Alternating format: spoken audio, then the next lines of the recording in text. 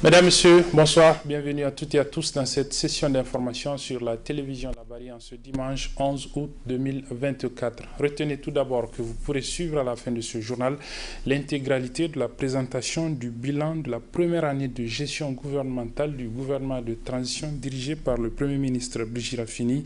Une année donc de gestion dont il a dressé lui-même le bilan à travers une présentation faite hier. Vous retrouverez donc l'intégralité de cette présentation à la fin de ce journal en partie et magazine. Dans l'actualité de ce jour dimanche, il y a cette activité organisée ce matin au niveau de l'École nationale d'administration ENA de Niamey.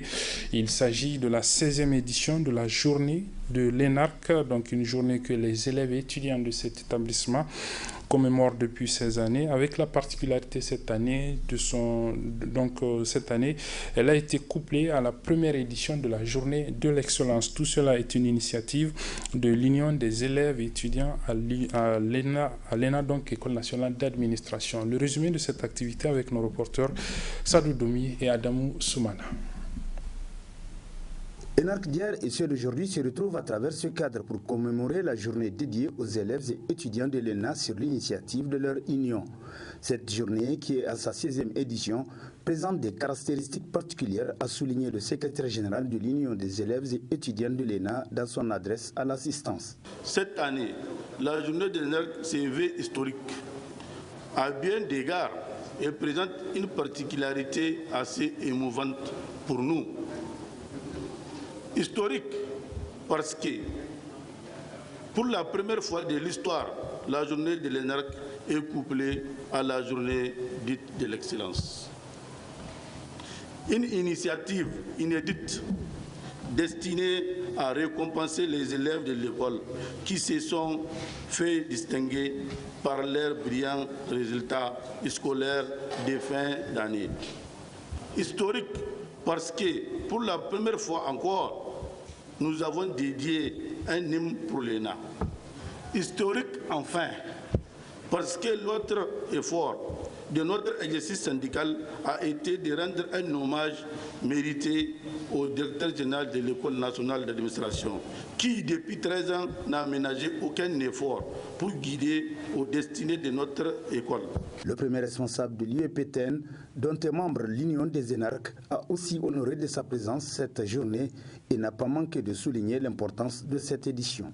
Cette journée intervient, à mon sens, dans un contexte où notre pays a plus que jamais besoin d'une jeunesse bien formée, une jeunesse capable de relever les défis, une jeunesse capable, n'est-ce pas, d'être à la hauteur des attentes de notre pays.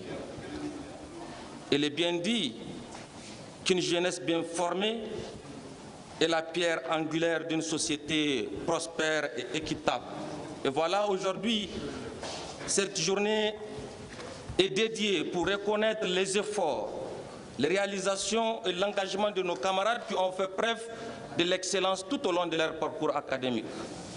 Et cela n'est pas, à mon sens, un paradoxe lorsqu'on sait que l'École nationale d'administration a toujours fait figure de modèle, du phare du savoir, un lieu où l'on se forge les esprits qui guideront, bien entendu, notre nation. Puis vint le moment de remise des témoignages de l'excellence aux élèves et étudiants les plus méritants des différentes sections de l'ENA pour l'année académique 2023-2024, suivi du baptême de l'amphithéâtre portant désormais le nom du directeur général de l'ENA, Boukar Abba Kaka. Le temps fort de cette cérémonie a été la conférence animée par deux anciens énarques autour des thèmes retenus, dont celui portant sur le retour à l'orthodoxie dans la gestion des finances publiques dans un contexte marqué par des défis économiques, financiers et sociaux, présentés avec brio par la directrice générale du Trésor et de la comptabilité publique, Madame Seydou Zainabou. Merci Adam Soumana. Juste cette rectification, le Premier ministre de transition, c'est bien Ali Mahaman Lamine Zen et c'est lui qui a présenté donc le bilan de la première année de gestion du gouvernement de transition qu'il dirige. Vous suivrez donc l'intégralité de cette présentation du bilan de l'an 1 du gouvernement Ali Mahaman Lamine Zen à la fin de cette édition. Les acteurs du football étaient réunis hier au niveau de l'hôtel Radisson Blu de Niamey pour célébrer les acteurs qui sont démarqués au cours de la saison écoulée. Il s'agit de la fête dénommée Ménador qui a été présidée par le ministre en charge de la jeunesse et des sports en présence de plusieurs invités dont le président de la Fédération camerounaise de football, Samuel Eto'o-Fils, invité d'honneur de cette cérémonie du Ménador, résumé ici pour nous par Abdul Nasser Seydou et Ismaël Momouni. Célébrer les acteurs du football au Niger qui sont distingués au cours de la saison écoulée, objet de cette cérémonie dénommée Ménador, qui est dédiée exclusivement à l'excellence. Après avoir remercié Samuel Eto'o pour sa présence et les autorités du Niger pour leur soutien pour le sport en général et le football en particulier, le président de la Fédération nigérienne de football, FENIFOOT, dresse ce message. En ces moments de mobilisation nationale pour la souveraineté de notre pays, demander à tous les Nigériens de mettre en avant l'esprit du Zanchan Kassa, la Boussanino, pour apporter tout leur soutien et une mobilisation sans faille à nos ambassadeurs. Je voudrais enfin exprimer toute ma reconnaissance aux acteurs du football nigérien, dirigeants, encadreurs, officiels, joueurs, pour votre engagement quotidien et vos sacrifices. Quant au ministre de la Jeunesse, de la Culture, des Arts et des Sports, il est revenu sur l'importance du football. Le football transcende les frontières sociales et culturelles, rassemble des personnes de tous horizons. Il est le sport roi, celui qui réunit les nations autour des valeurs essentielles telles que le respect, la discipline, le fair play et l'esprit d'équipe.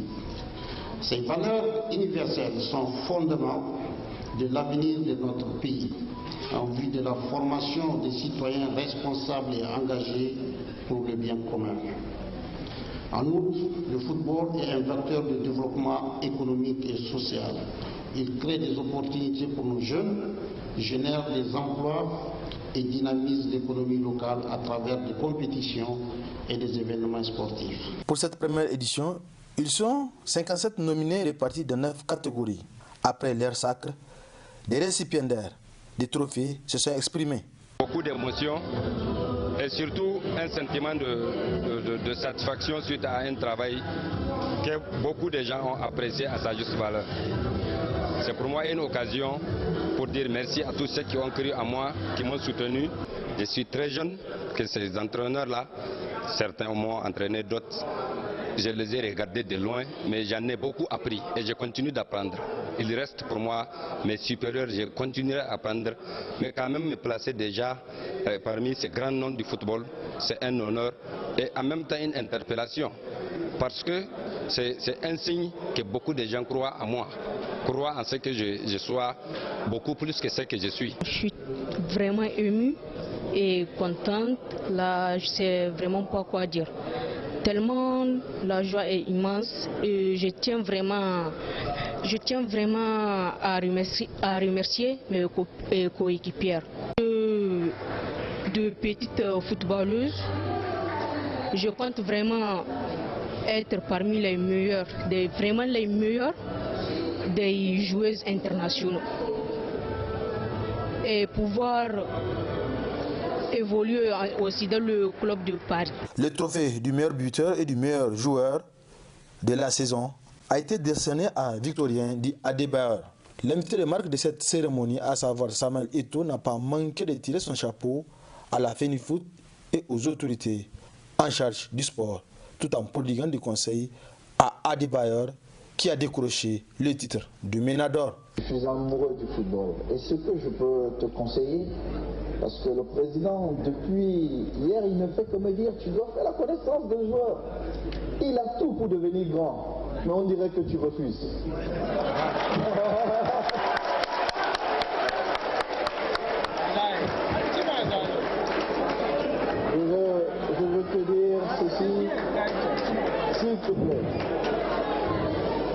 talent que Allah t'a donné, ne le gaspille pas. Il t'a donné un talent de devenir footballeur. Je te prie de travailler pour aller très très loin. Voilà, c'était donc le résumé de la cérémonie du MENA d'Or qui célèbre donc les meilleurs acteurs qui se sont illustrés au cours de l'année, de la saison plutôt écoulée dans le domaine du football. On va rester justement dans le domaine du football avec les tournois de grandes vacances qui se poursuivent. Celui du quartier Bukoti a été officiellement lancé hier après-midi au niveau du terrain de football de Chuniap. C'est toujours dans le même quartier. 16 équipes sont en compétition pour cette 26e édition du tournoi de grandes vacances du quartier Bukoti. Le résumé du match et de la cérémonie de lancement avec nos reporters Ibrahim Abdou et Adamou Soumana. Elles sont 16 équipes de la place réparties en 4 poules à prendre part à cette 26e édition du tournoi de grandes vacances de Bukoti. Un des meilleurs tournois du genre de la capitale dont les organisateurs ne cessent d'apporter des innovations à chaque édition. Les TGV de Bukoti, chaque année, c'est des innovations. Et il y a eu beaucoup d'innovations sur le plan organisation, sur le plan tactique. Et comme l'année passée, nos licences, c'est des licences informatisées. Tu peux même faire ta licence en ligne. Toi-même, le joueur, tu peux t'inscrire. Si ton coach, ton équipe te donne le lien pour faire ta licence, sur ta place, avec ton portable, tu peux faire ta licence et ça va être valable. Donc, c'est des licences codifiées avec des codes QR.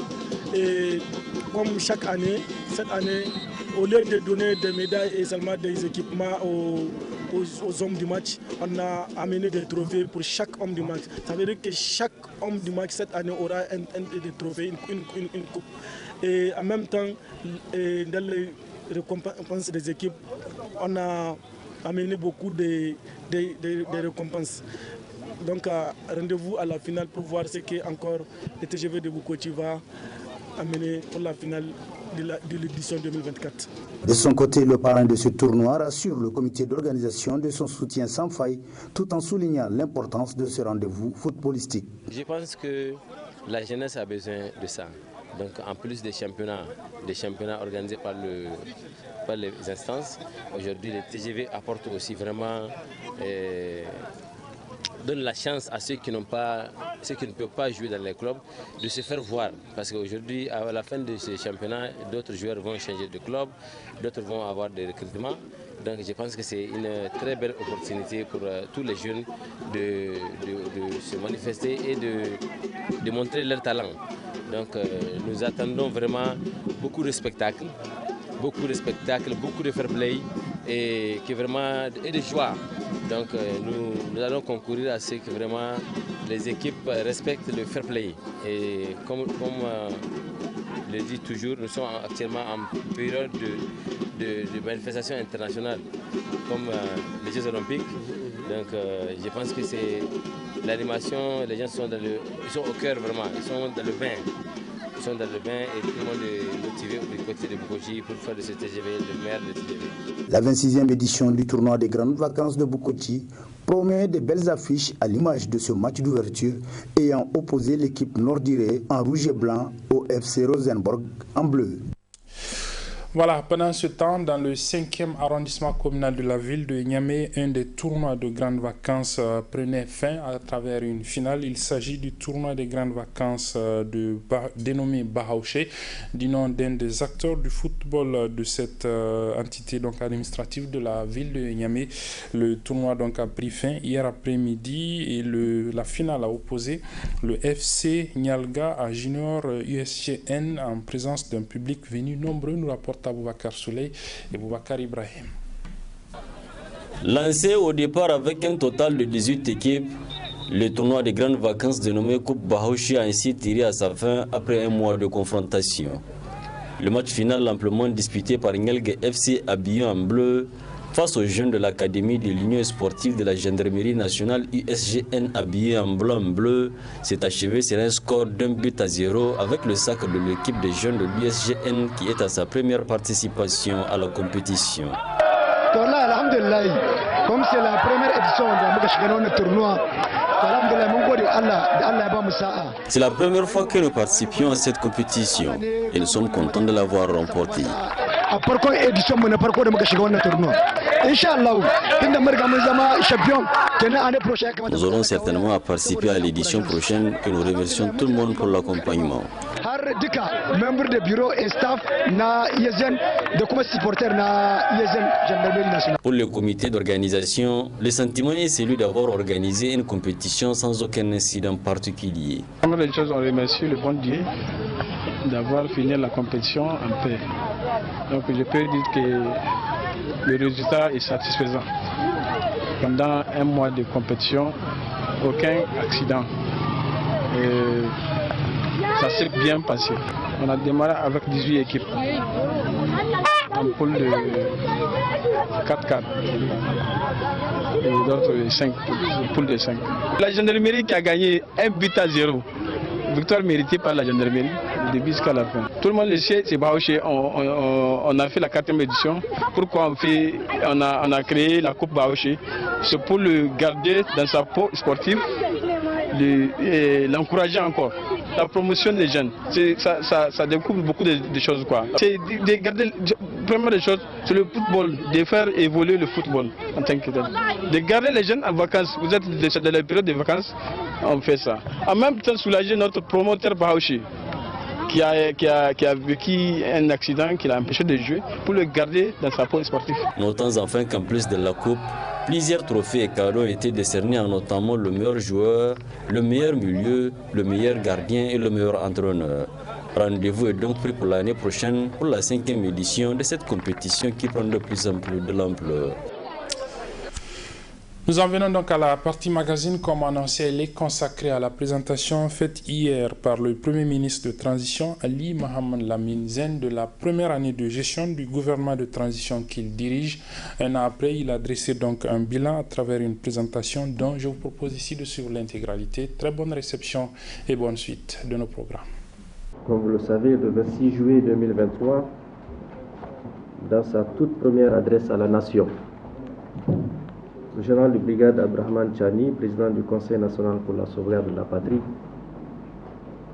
clôturait son message par, je cite, « En ces temps difficiles que traverse notre patrie, nous savons compter sur votre esprit de patriotisme pour que la nation nigérienne soit sauvegardée. » Fin de citation.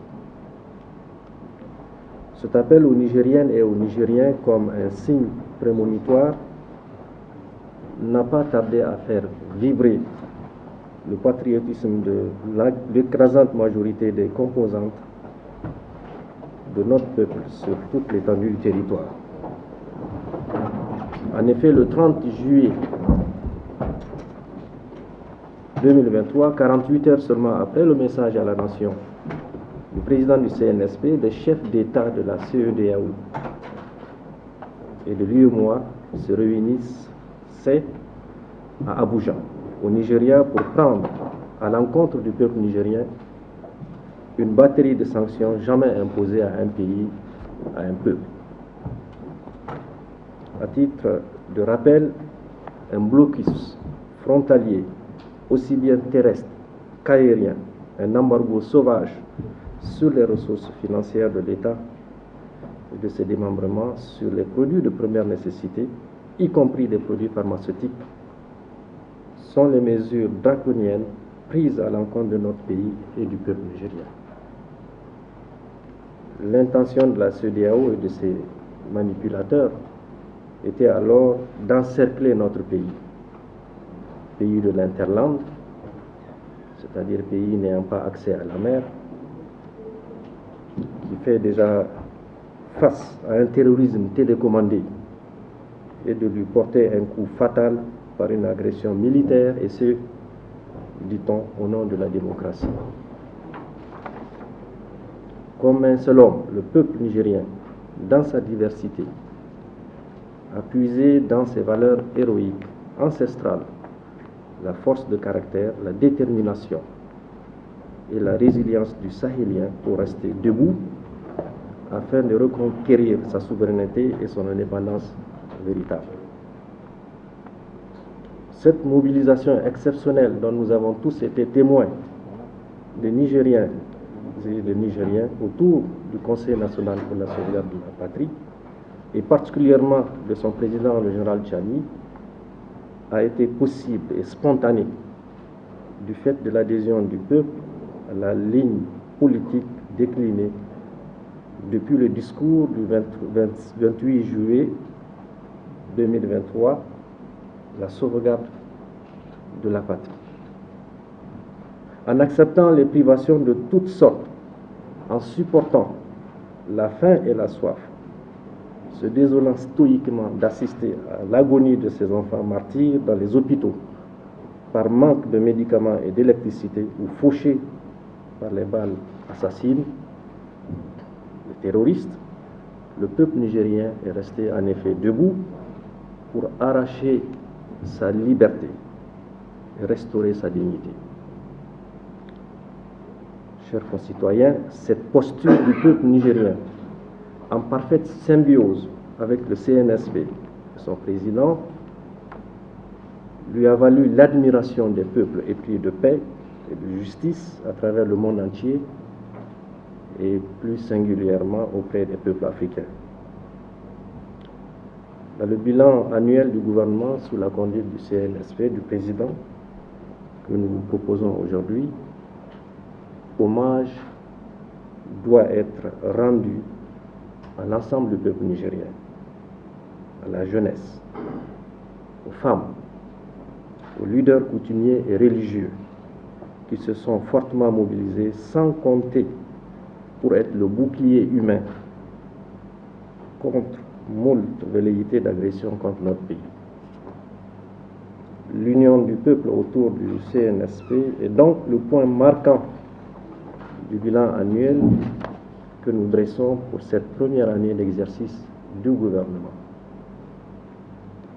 En effet, c'est fort de la confiance du peuple que le CNSP, le président, a mis en place le 7 août 2023, le gouvernement qui s'était mis immédiatement au travail et a dégagé les tâches urgentes à accomplir, qui étaient maintenir l'État debout en assurant l'accomplissement de ses missions régaliennes, rompre les digues de l'encerclement dans lesquels la CEDEAO, l'UEMOA et leurs commanditaires hors du continent africain voulaient contenir notre pays afin de l'abattre, nouer des relations internationales respectueuses de la souveraineté et de l'indépendance de notre pays, asseoir les bases d'un progrès socio-économique de notre pays en tirant les leçons de tous les agissements malveillants dont notre pays a été l'objet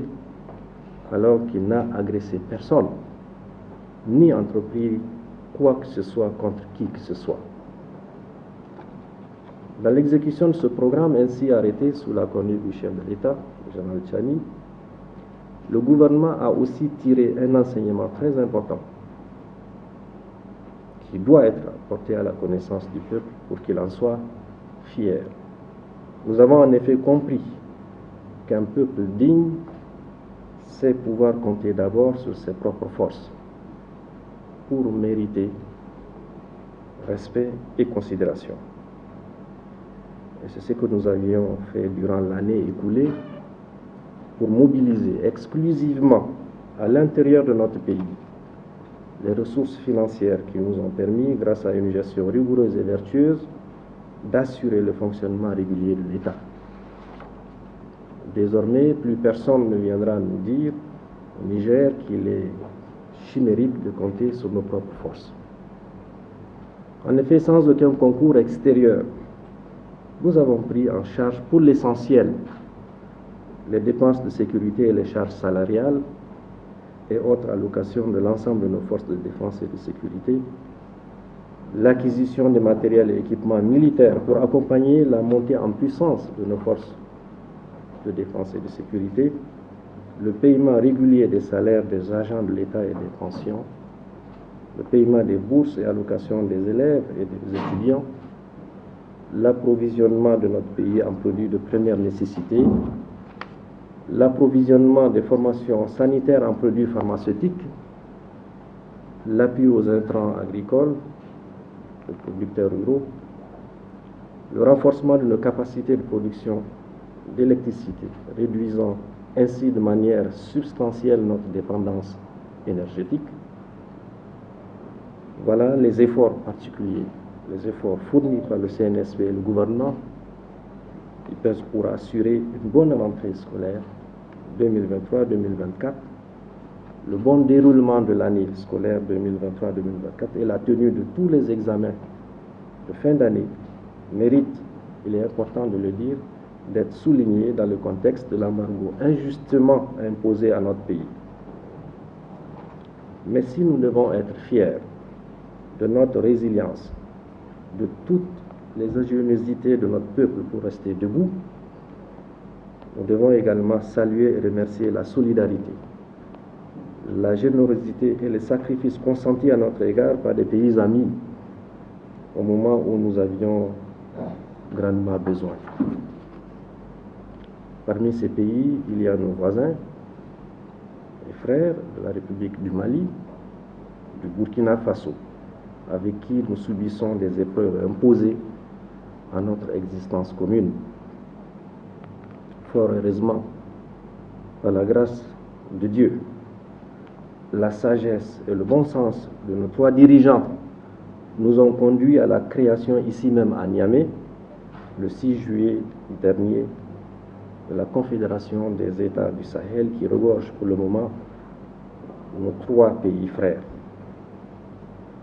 Notre gratitude va également à l'endroit du peuple frère de la République du Togo et à son président, son Excellence Faure Eyadema, qui n'a pas voulu appliquer à la lettre les punitions contre le Niger et aller même plus loin en offrant à notre pays une fenêtre maritime grâce à laquelle nous avons pu continuer nos exportations et nos importations essentielles à notre survie.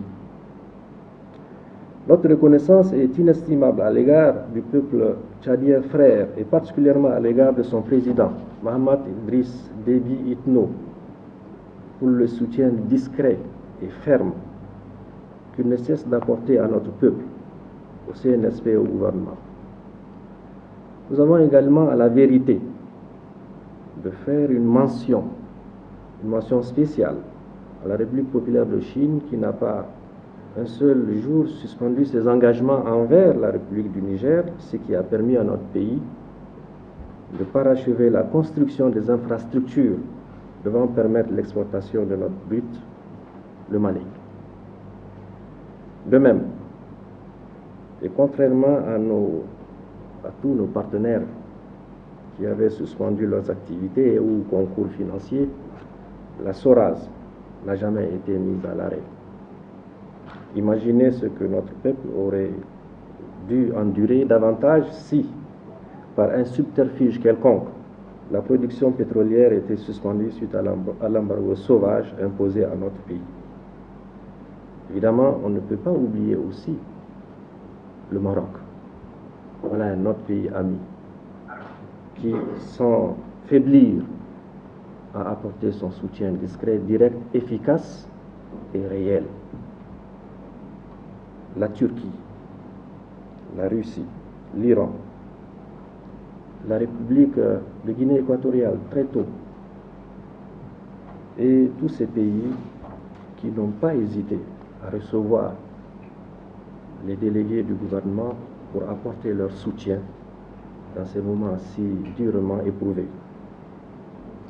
Le départ des forces étrangères, particulièrement celles françaises de notre pays, afin qu'on s'approprie les tâches régaliennes de défense et de sécurisation de nos territoires, de la sécurité de notre pays et de son peuple, a été un moment de gloire qui mérite d'être souligné.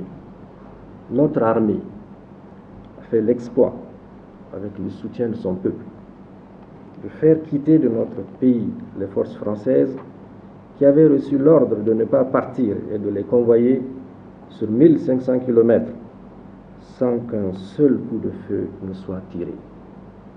Il faut tirer le chapeau. Dans l'art de la guerre, c'est une grande victoire qui doit être enseignée à tous qui portent une passion pour le métier des armes. La médaille Saraounia qui a été décernée le 3 août dernier aux forces armées nigériennes participe de la reconnaissance de cet exploit et des sacrifices souvent ultimes consentis par nos forces de défense et de sécurité pour préserver notre pays et son vaillant peuple.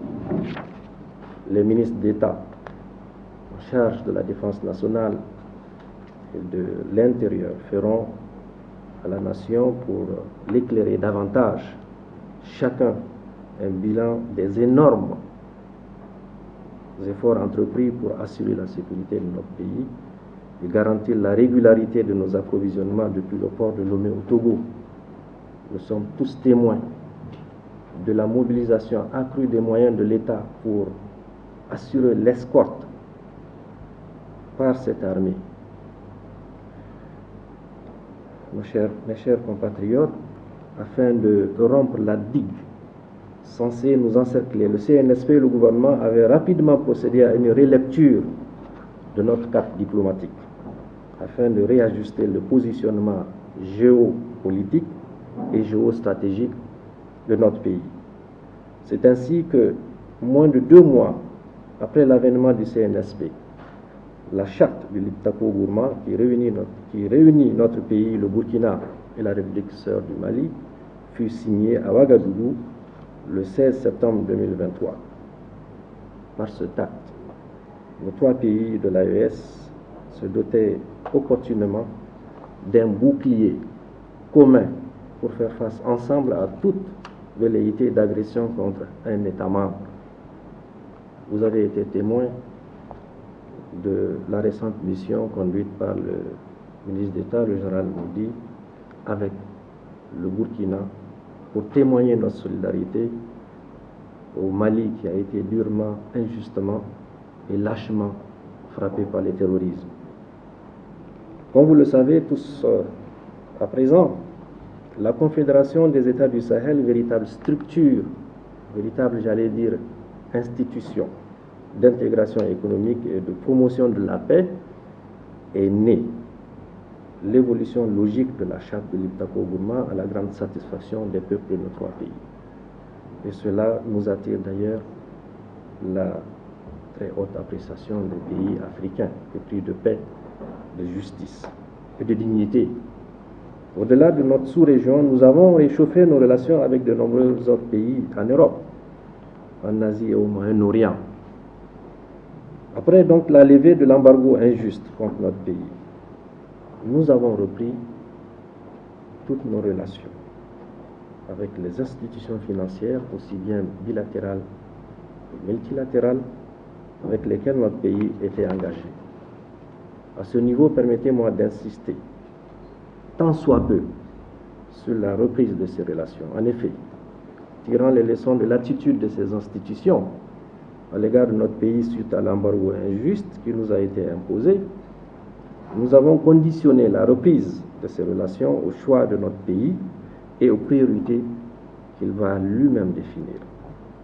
À titre d'exemple, pour appuyer la grande irrigation initiée par le chef de l'État, le général Tchani, programme exécuté par l'Office national des aménagements hydro-agricoles, l'ONAHA, nous avons convenu avec la Banque mondiale le financement du programme d'appui aux cultures irriguées et à l'intensification de production animale PACIPA.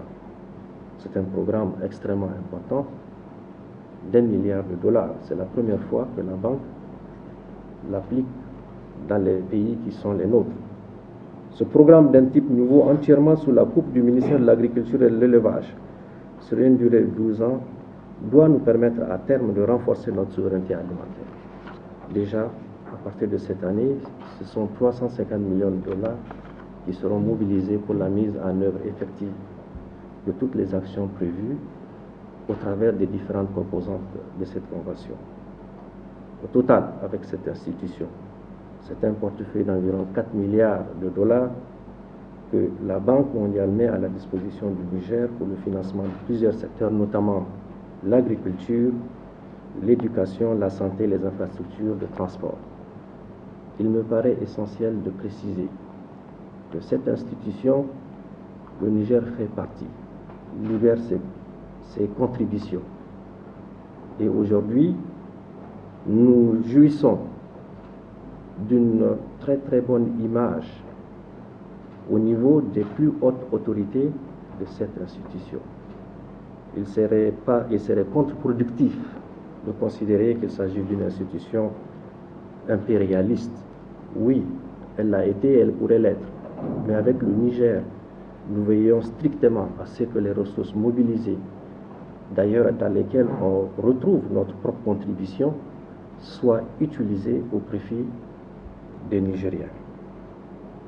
Alhamdulillah, aujourd'hui notre pays, le Niger, est respecté et a acquis une bonne considération sur le plan international, car le message de liberté, de paix, de non-agression, notre pays n'a jamais agressé personne. Le peuple a transmis au monde entier, a été bien perçu, compris et apprécié. Aussi, devons-nous à présent redoubler d'ardeur pour le travail.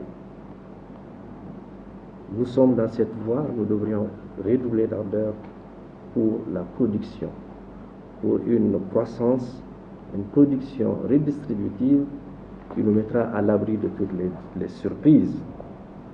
Et tout ça se ferait évidemment sous la coupe, sous la direction de la vision du président Tchani pour l'avènement d'un Niger en paix et prospère.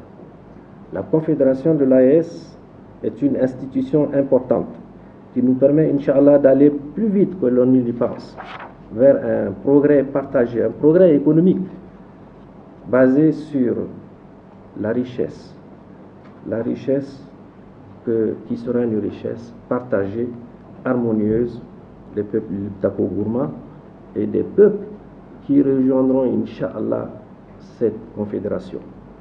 Voilà, mesdames et messieurs, ce que j'ai tenu, au nom de tous les collègues ici présents, à présenter